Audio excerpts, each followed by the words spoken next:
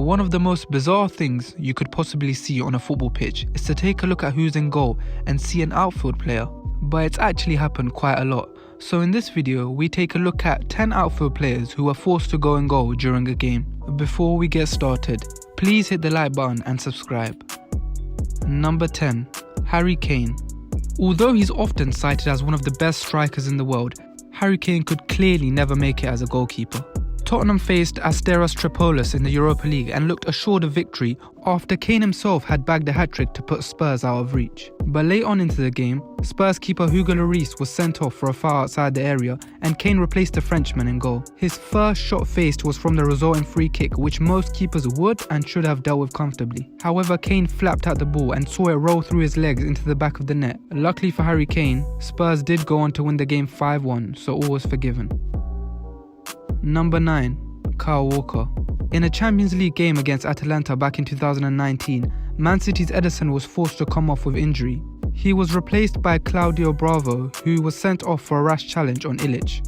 There was no goalkeeper left on the bench, and as a result, Kyle Walker was forced to come on and go in goal for the rest of the game. What was more surprising was that Walker actually made more saves than both Ederson and Claudio Bravo in the match, as he warded off Ruslan Malinovsky's free kick.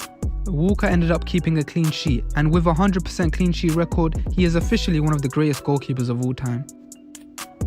Number 8. John Terry. In what was genuinely a bizarre match, both Petr Cech and second choice keeper Carlo Cudicini got injured in Chelsea's Premier League game against Reading back in 2006. There was no keeper left on the bench, so John Terry, being the captain he is, stepped up and took his place in goal to try and help his side grab an away victory. And he delivered, as he didn't concede whilst in between the sticks, which allowed Chelsea to come away with a 1-0 win.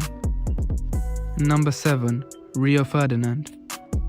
In a memorable FA Cup game against Portsmouth in 2008, United keeper Thomas Kuszczak, who had replaced Van der Sar at half-time, was sent off for a foul in the penalty box. And because Sir Alex Ferguson had used all his substitutions, it forced Ferdinand to go in between the sticks. And unfortunately for him, his first duty as a keeper was to try and save the penalty Kuszczak had just conceded moments prior. He was not able to save Suleiman Tari's penalty. He did go the right way and was not far off from getting a hand on the ball. Number 6. John O'Shea. Another Manchester United defender that was forced to go in goal was John O'Shea. Edwin van der Sar was injured late on in an away league game at White Hart Lane against Tottenham Hotspur, and United once again had used all 3 substitutes, so this time John O'Shea was selected to go in goal. And to be fair to him, he had a decent cameo and even made a fantastic one-on-one save, which ensured Manchester United kept a clean sheet and eventually won the game 4-0. Number 5. Mamadou Sakho. Back in the 2012-13 season, PSG had already been crowned Ligue 1 champions and faced Lorient for the final game of their season. Current West Ham keeper Alfonso Areola started the game in goal, but veteran Ronan Lecrom was put on for the last 30 minutes as he was retiring after the game. But a rash challenge on a Lorient player resulted in him being sent off, and since PSG had used up all their subs, an outfield player had to go in goal. Sakho was the chosen one and played in goal for the last 7 minutes of the game. He didn't end up saving the penalty that Lecrom conceded, and his keeping technique was unorthodox to say the least. Number 4. Lewis Dunk. Brighton played a 1-1 draw against Newcastle United on matchday 11 last season.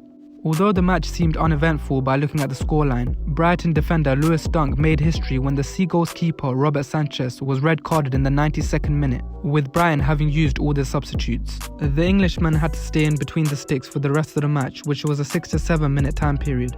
However, Newcastle were not able to take advantage as the game remained at 1-1. Number 3.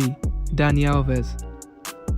PSG were facing Sochaux in the French Cup final, when goalkeeper Kevin Trapp's unnecessary foul resulted in the referee issuing him his marching orders. Dani Alves was then given the opportunity to demonstrate his expertise between the posts, but the Brazilian left-back had nothing to do in his 30-second stint, and PSG still won the game. Number 2. Serge Aurier.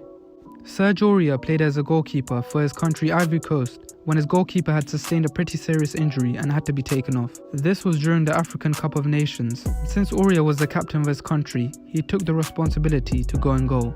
Luckily for him, he had very little to do and the game remained 2-2. Number 1. Jan Koller. On the 9th of November 2002, Dortmund were taking on rivals Bayern Munich in the league, and during the game Jens Lehmann was sent off. There was no goalkeeper left to bring on, so the only logical outfield player that could go in goal was Jan Koller, who had already scored in the game. At 6'8", not only was he the tallest player on the pitch, but he was also trained as a goalkeeper in his youth. So it was no huge surprise when Koller showed his capability in goal and made 3 big saves whilst in between the sticks.